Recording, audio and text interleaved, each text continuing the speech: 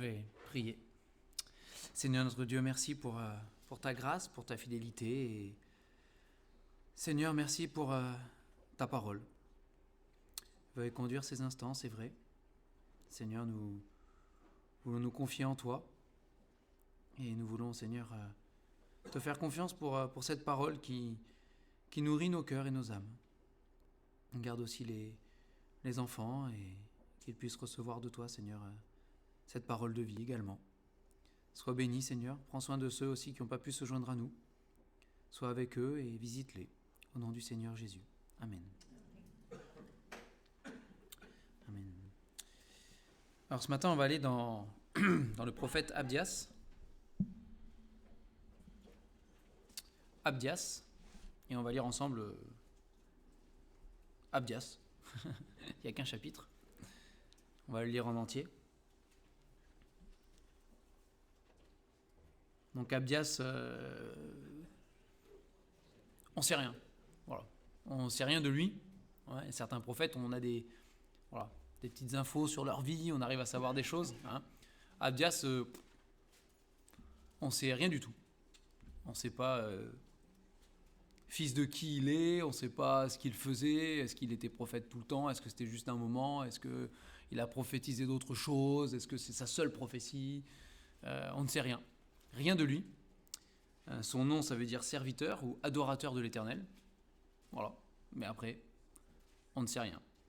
La période de cette prophétie, c'est le 6e siècle avant Jésus-Christ.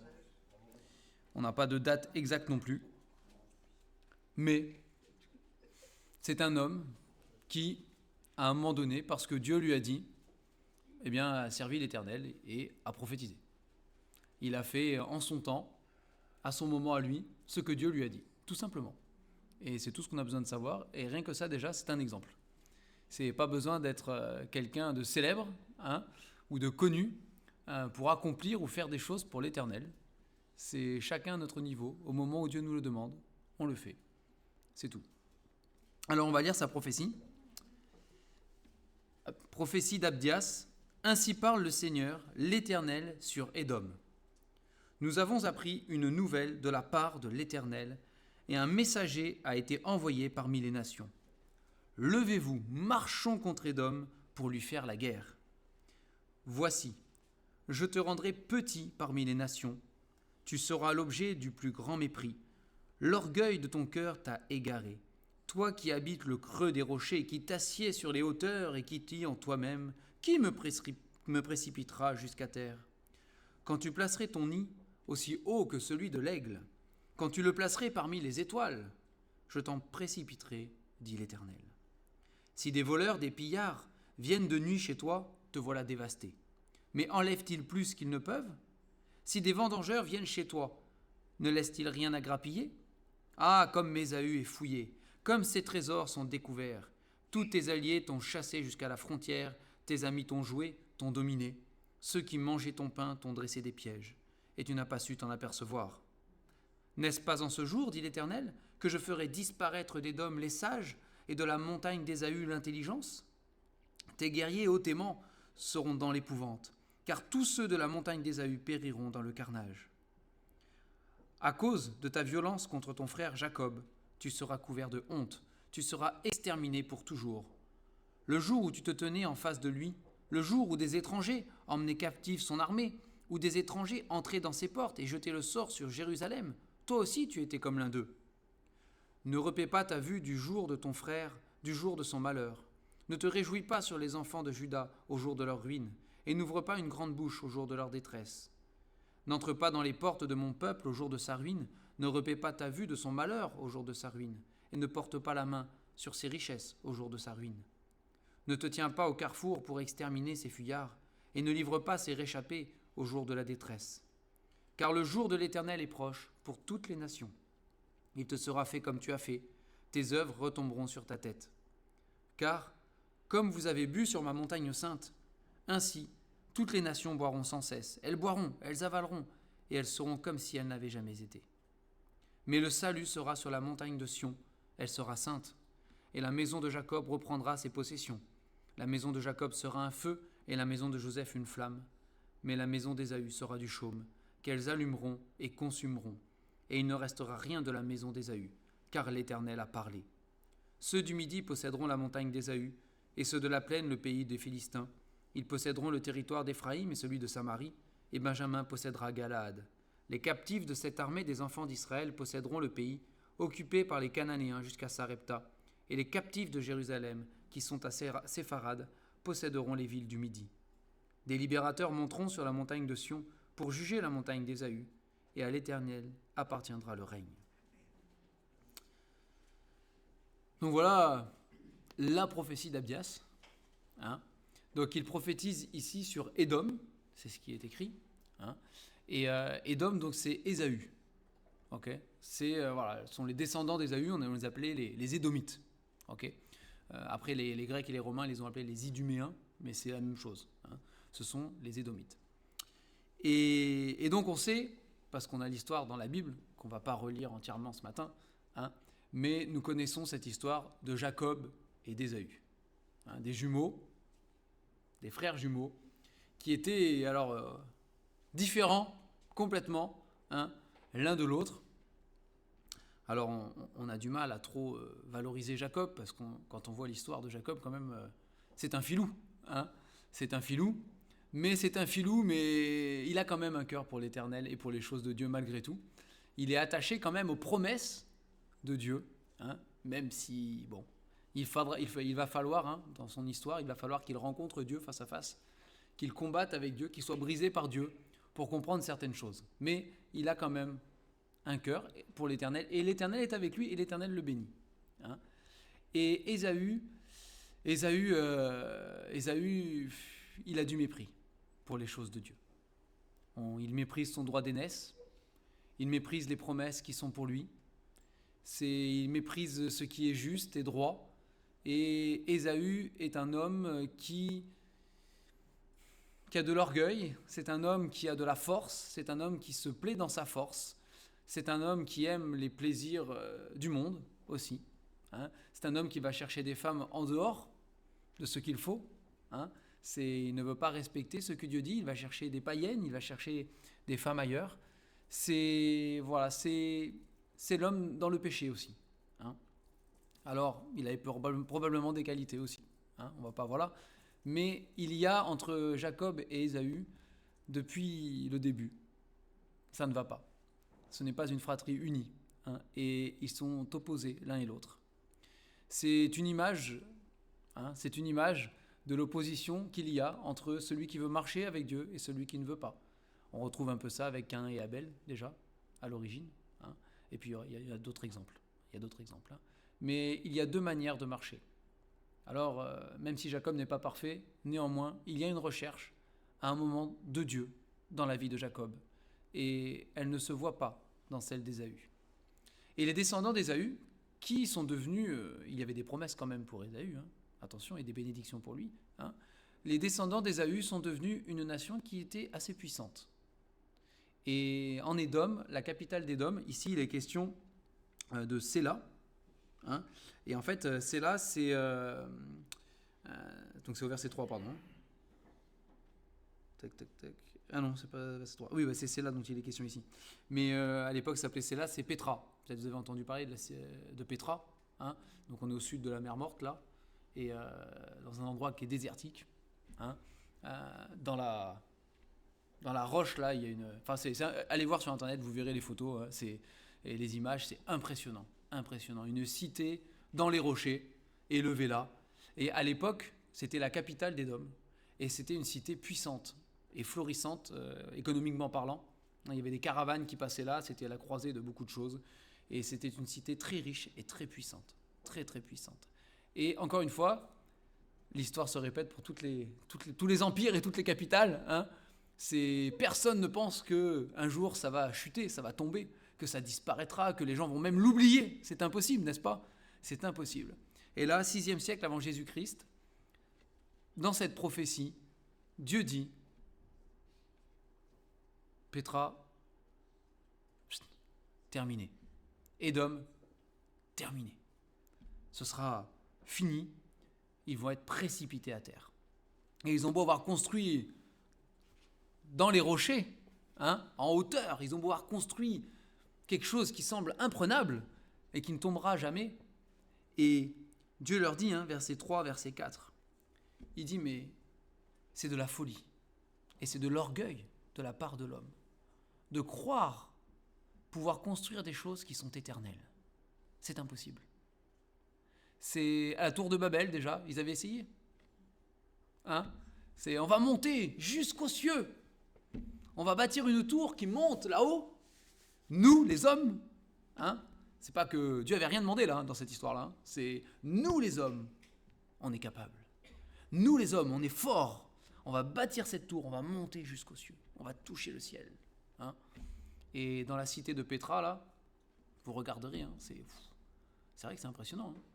Ils ont bâti quelque chose là. Là, on est imprenable, on est les maîtres du monde. C'est Babylone, la cité de Babylone. Pensez que personne ne ferait jamais tomber Babylone, c'est pareil. On est les maîtres du monde. Et aujourd'hui encore, dans notre monde, il y en a qui se prennent pour les maîtres du monde. Ils pensent bâtir des choses éternelles, qui ne tomberont jamais dans la cité des rochers là-haut. Et Dieu, il dit ici, au verset 4, « Quand même tu placerais ton nid aussi haut que celui de l'aigle, » on est encore plus haut que Pétra. Pétra, c'est dans les rochers, l'aigle, il va dans le sommet des montagnes là-haut.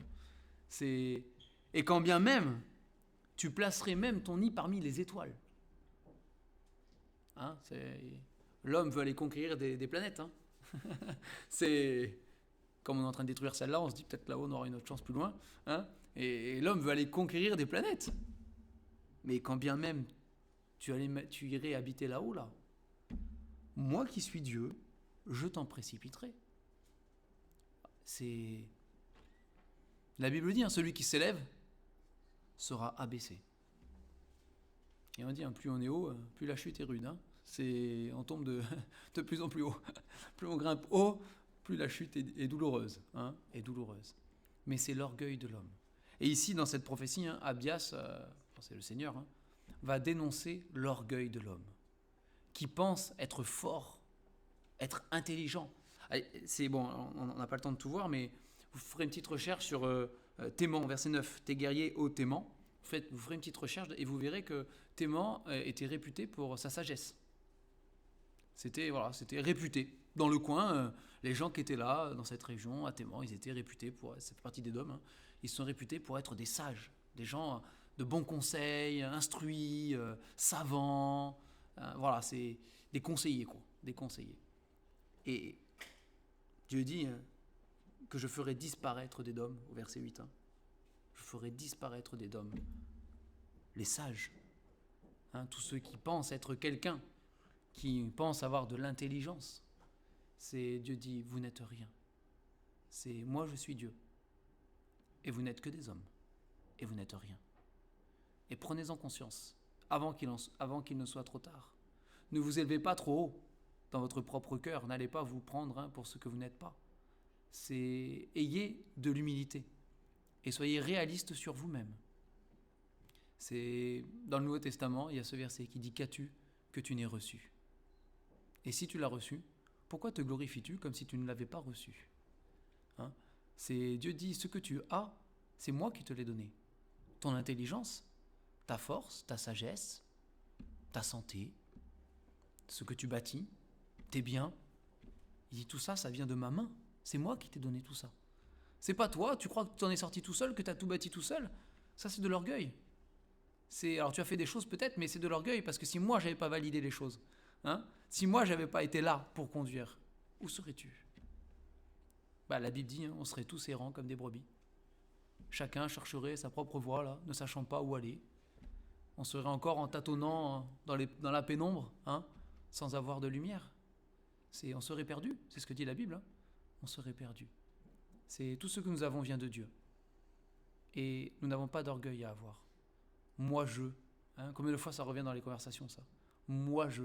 Oui, mais moi je. Et il dit attention. Verset 3. L'orgueil de ton cœur t'a égaré.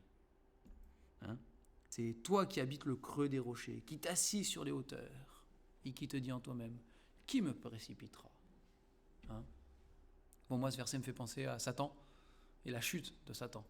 Hein, dans Ésaïe 14, Ézéchiel 28, nous est décrit un petit peu la chute de Satan, qui justement, hein, par l'éclat de sa beauté et par l'orgueil, a voulu se faire Dieu. Hein, il a voulu s'asseoir sur le trône de Dieu. Il a voulu prendre une place qui n'était pas la sienne.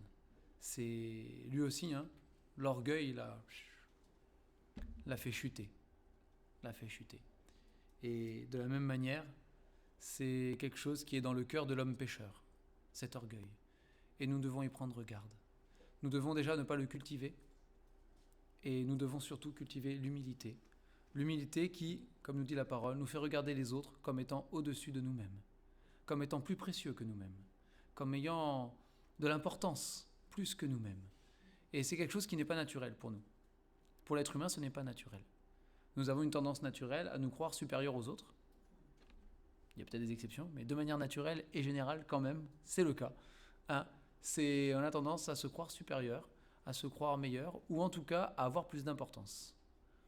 Et la Bible nous dit que quand on est au Seigneur Jésus, en tout cas, quand on est son enfant et qu'on lui appartient, les valeurs sont inversées. Ceux qui sont autour de nous deviennent comme précieux et ayant plus de valeur et d'importance que nous. Ce qui implique les sacrifices qu'a pu faire aussi le Seigneur Jésus, qui, et c'est ce qui nous est dit, n'a pas regardé son égalité avec Dieu comme une proie à arracher, mais qui s'est dépouillé lui-même et qui est venu sur la terre comme un serviteur pour servir les hommes. Alors que c'est le Dieu Tout-Puissant.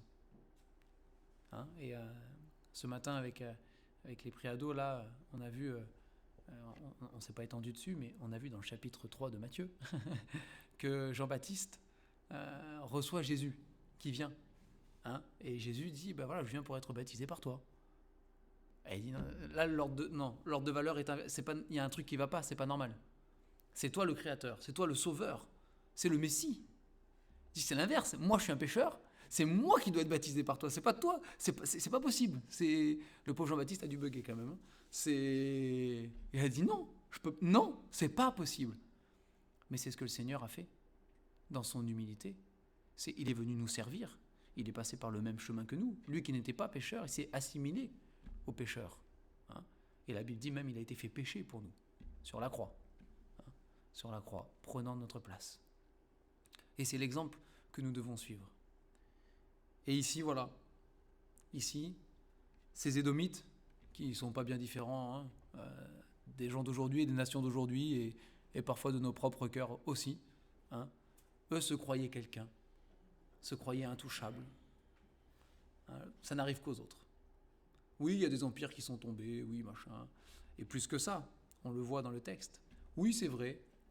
Israël, alors en plus, c'était Jacob, hein, descendant de Jacob. Hein, oui, c'est vrai. Eux, ils ont été déportés.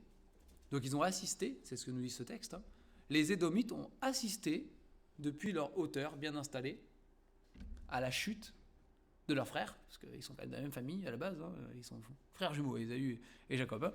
Donc là, ce sont les descendants plus loin, mais ça reste la même famille. Hein. Et Dieu leur dit, hein, c'est ton frère. Hein. Ils ont assisté à la chute là, et ils se sont frottés les mains. Ils ont rigolé. Ils ont livré ceux qui fuyaient, ils les ont rattrapés pour les livrer à l'armée. Vous vous rendez compte, c'est fort quand même. Hein. C'est ceux qui fuyaient, ils les rattrapaient, et hop là, il les donnait à l'armée de Nebuchadnezzar. Tiens, il y en a un qui s'enfuyait là, on te le ramène. Hein. Et puis ils sont rentrés dans la ville, ils ont pillé des choses, ils ont volé, etc. Et oui, c'est ce qui se passe. Hein. Et voilà. Donc eux, ils ont assisté à ces choses-là. Et eux se sont dit, pas à nous. Ça leur arrive à eux, mais pas à nous. Hein, pas à nous. Et le Seigneur dit, voilà, moi j'ai appelé toutes les nations pour venir te faire la guerre. Et tu vas disparaître. Et vous savez, la cité de Pétra, elle a disparu en fait. On l'a redécouverte en 1812, par là. En 1800 et quelques, seulement. Hein, tout le monde avait oublié son existence. Hein. Complètement. Hein. C'est pendant un bon moment, 1000 et quelques années, plus de 1000 ans. Elle a disparu total. Personne ne savait que ça existait. Quand on voit les images aujourd'hui, c'est incroyable quand même. Mais ouais, elle a été redécouverte. C'est parce que Dieu a dit, hein, je te ferai disparaître. Fini. Terminé. Et pourtant, il se croyait fort. Il se croyait fort. Alors, ce qui est fort, c'est que Dieu s'intéresse aussi à toute l'humanité. Hein. On a beaucoup de prophéties qui concernent Israël, justement. Voilà, là, ça touche à Israël parce qu'ils étaient à côté, et puis parce qu'il y a un lien de parenté peut-être. Mais c'est une nation païenne. C'est devenu une nation païenne. Édom était devenu une nation païenne. Ils avaient leur Dieu, ils avaient, etc. Hein, Mais Dieu s'intéresse à tout le monde. Dieu a le regard sur tout le monde. Dieu voit toute la planète. Tous les gouvernements, toutes les nations, tous les individus qui composent ces gouvernements, ces nations, ces peuples. Hein. Il n'y a pas d'exception pour Dieu. Dieu n'a pas le regard focalisé sur un seul truc, sur la planète. Et il oublie le reste. Hein. Ça, c'est faux. Dieu a le regard sur toutes les nations. Et la Bible nous dit, et ici il nous le dit, hein, verset 15, le jour de l'Éternel est proche pour toutes les nations. Tout le monde verra le jour de l'Éternel. Il n'y aura pas d'exception. Dieu n'oubliera pas un peuple, Dieu n'oubliera pas une nation, Dieu n'oubliera pas une personne. Chacun un jour devra rendre des comptes à l'Éternel, sans exception. Sans exception. Et depuis Adam et Ève, jusqu'au moment où ce sera le jour de l'Éternel, qui arrivera. Hein, c'est voilà, tous les hommes qui auront vécu sur la planète, à toutes les époques, à tous les lieux géographiques possibles, hein, tous sans exception comparaîtront devant l'Éternel pour le grand jour de l'Éternel. C'est tous. Et on oublie trop souvent parce qu'en Jésus-Christ, nous connaissons la grâce. Hein. Et c'est vrai que c'est quelque chose qui défie tout le reste. Ça défie même le jour de l'Éternel, puisque nous ne serons pas là pour comparaître, pour être jugés et condamnés. Hein, non pas qu'il n'y ait pas un jugement, mais nous ne serons pas là pour la condamnation, n'est-ce pas? Parce qu'en Jésus-Christ, par la grâce, nous serons sauvés. Mais pour ceux qui ont cru en lui, qui ont placé leur confiance en lui. Mais nous ne devons pas oublier que notre Dieu est un juge. Et c'est ce qu'il rappelle ici aussi. C'est un Dieu qui juge. On ne peut pas faire de notre vie ce qui nous plaît sans en assumer les conséquences. Ça n'existe pas. Ce qu'un homme aura semé, nous dit l'apôtre, ce qu'un homme aura semé, il le moissonnera également. Et ça, c'est la vérité absolue devant Dieu. Même si parfois, dans la vie, en regardant les autres vivre, on n'a pas l'impression que c'est vrai. Parce qu'on a l'impression qu'ils peuvent faire ce qu'ils veulent et que tout va bien et que, bof, après tout. Hein, c'est Asaph qui avait cette pensée-là, n'est-ce pas? Hein, dans son psaume, je portais regard aux méchants, j'avais presque envie, je vois qu'ils vont bien, tout va bien, et ouais, moi je suis l'Éternel, bon, c'est pas rose tous les jours, hein, c'est pas terrible, alors que franchement, ça a l'air d'aller bien. Hein. Et Dieu lui montre la fin des méchants. C'est ce qu'un homme aura semé, il le moissonnera. Et ici, hein, au verset 15, le jour de l'Éternel est proche pour toute nation, il te sera fait comme tu as fait. Tes œuvres retomberont sur ta tête. Et notre Dieu est un juge. Si nous le connaissons comme le Dieu de grâce, c'est un privilège. C'est un privilège immense. C'est quelque chose de grand, de plus grand qu'on peut l'imaginer, le penser et le dire. C'est le Dieu de grâce. Mais c'est le Dieu qui va juger. Chaque action, chaque pensée, chaque parole, chaque geste, tout. Hein. Dieu n'oublie rien. C'est un Dieu tout-puissant. Et c'est un Dieu qui sait tout. Et c'est pas, c'est pas grave, c'était il y a 10 ans, bon, voilà, j'ai fait... pas pour le Seigneur. Tant qu'il n'y a pas de pardon. Une fois que c'est pardonné, le Seigneur oublie. Ça, c'est la grâce. Hein. Et ça, c'est aussi grand que sa justice. Hein. C'est immense. Là où le péché a abondé, nous dit la parole, la grâce a surabondé. Hein. Surabondé. Mais tant que il n'y a pas de pardon. Tant que nous n'avons pas le pardon en Jésus-Christ, hein, tant que les choses ne sont pas pardonnées, il n'y a pas prescription parce que c'est 10 ans, 20 ans ou 30 ans. Hein. Ah non, hein. Dieu passera en revue notre vie entière. Alors, bien sûr, si on est au Seigneur Jésus, c'est différent. C'est différent. Hein. C'est notre cœur est lavé, notre cœur est nettoyé. C'est nos péchés sont effacés et sont oubliés. Et c'est tout le message de la parole. Hein. C'est même cette prophétie-là, qui est là pour annoncer un jugement sur Édom. Eh bien, cette prophétie nous dit au verset 17, « Le salut sera sur la montagne de Sion. » Alors oui, c'est une prophétie ici qui concerne le peuple d'Israël. On est bien d'accord. Hein, ne faisons pas dire au texte ce qu'il ne dit pas. C'est dans ce contexte-là, ce qu'il dit, c'est que Israël a été déporté. C'est vrai, il a été châtié, parce que c'est une punition. Hein. Ils ont été déportés parce que Dieu l'a permis à cause de leurs péchés. Répétés, endurcis, volontaires, et encore répétés, malgré tous les appels des prophètes qui leur disaient d'arrêter. On ne va pas les juger, hein, on est tous pareils. Hein.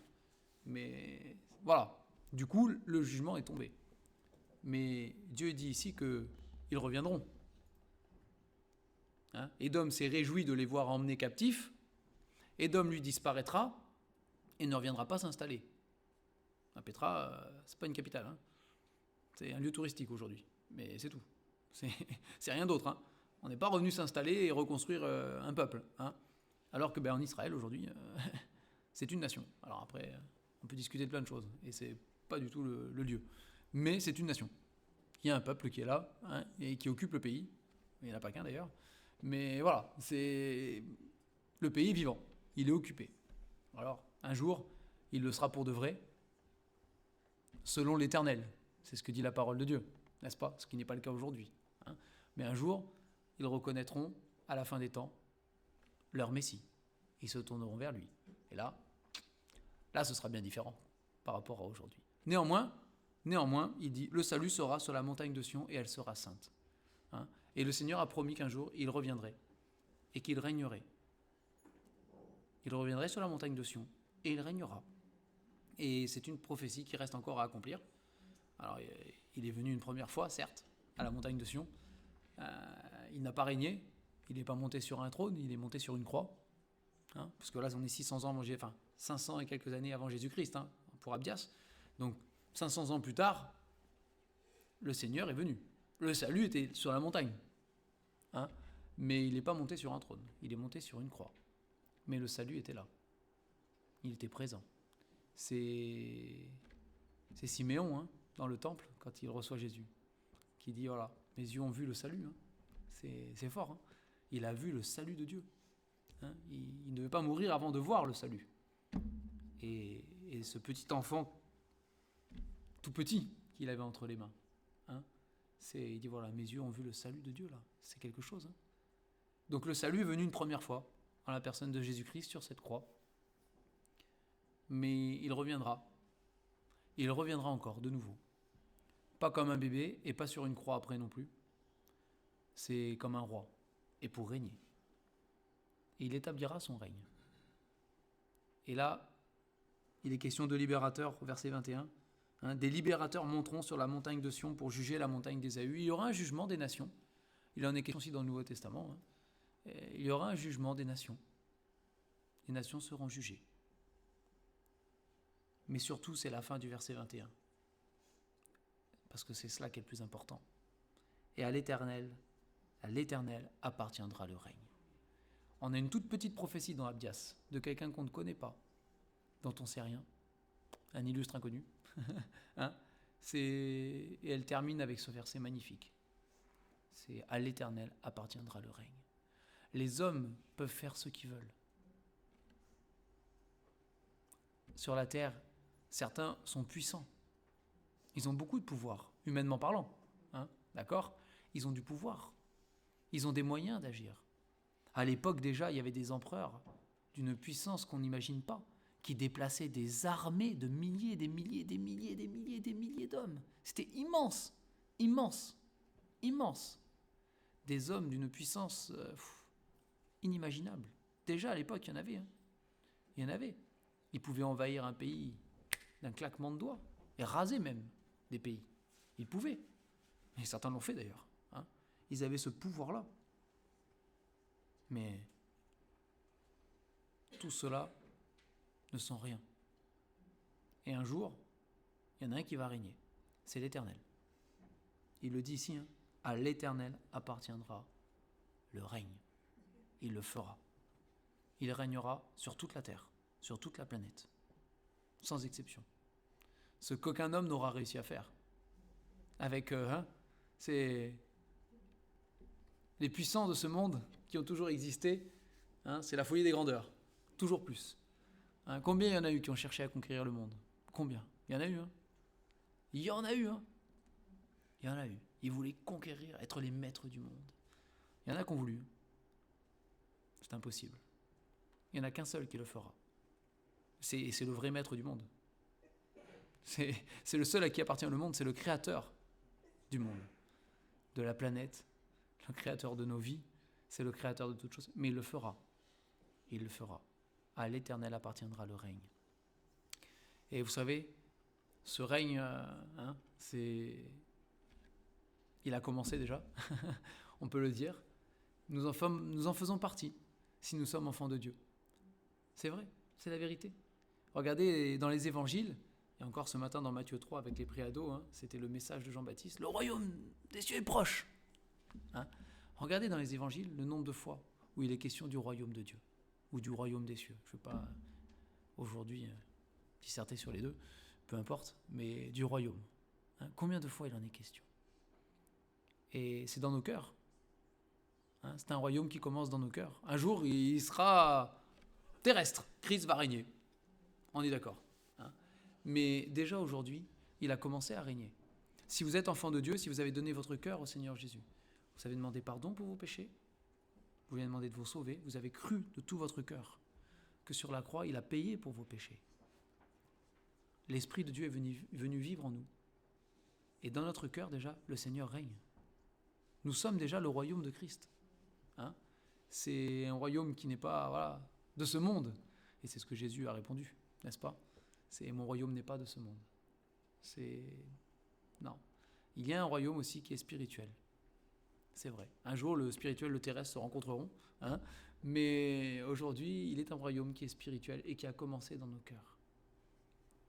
Et si nous sommes dans nos cœurs, royaume de Christ, eh bien, notre vie doit le refléter. C'est important. Nous devons nous comporter comme des sujets du royaume de Christ. Nous devons vivre comme des sujets du royaume de Christ. Alors, on n'est pas parfait, hein, et c'est pas évident. C'est vrai. Parce qu'il y a cet orgueil, parce qu'il y a d'autres choses qui sont là. Mais le Seigneur travaille. Le Seigneur travaille dans notre cœur. Et par la volonté que nous mettons à écouter la parole de Dieu, à lui obéir, parfois bien, parfois difficilement, mais par la volonté que nous mettons à obéir à la parole, à nous nourrir de cette parole, eh bien, le Seigneur transforme nos cœurs. Alors parfois, il y a des choses qui prennent du temps. On n'avance pas tous à la même vitesse, on n'avance pas tous au même rythme. Il y a certaines choses qui prennent plus de temps que d'autres. Mais on a la promesse du Seigneur dans la parole. Ce qu'il a commencé en nous, il l'achèvera. Et ce sera rendu parfait pour le jour de Christ. C'est la promesse du Seigneur. Et on doit s'accrocher là-dessus. Même si parfois, on a l'impression que notre cœur ne change pas, que notre cœur il reste dur à certains égards, qu'il y a des choses qui...